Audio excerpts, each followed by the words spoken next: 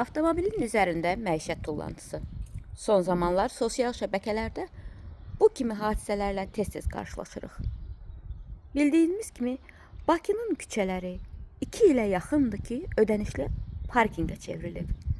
Bu isə bəzi sürücülərin büdcəsinə uyğun olmadığı üçün sürücülər avtomobillərini yaxınlıqdakı binaların həyətlərinə və yaxud məhəllələrə park edirlər.